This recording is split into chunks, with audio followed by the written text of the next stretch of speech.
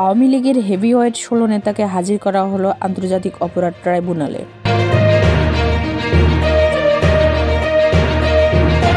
BDR হত্যাকাণ্ডের বিচারের দাবিতে কেন্দ্রীয় শহীদ মিনারে মানববন্ধন।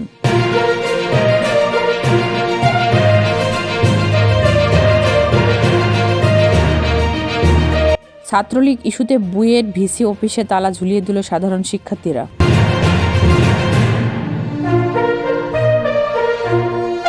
৫ কার্যদিবসের মধ্যে বিডিআর হত্যাকাণ্ডে তদন্ত কমিটি ঘোষণা। কমিটিতে সশস্ত্র বাহিনীর সদস্য সংখ্যা বেশি থাকবে, স্বরাষ্ট্র উপদেষ্টা।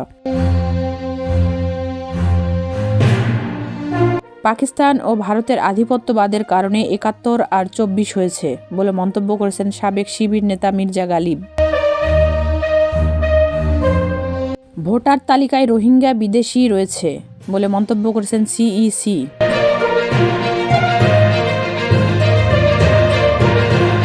বিডিআর বিদ্রোহ বলে কিছু নেই, যা আছে সেটা হত্যাকাণ্ড বলে মন্তব্য করেছেন হাসনাত আবদুল্লাহ।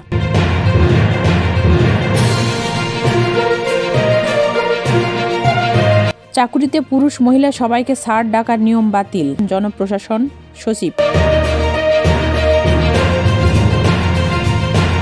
তত্ত্বাবধায়ক সরকার বাতিলের বিধান অবৈধ, উচ্চ আদালত।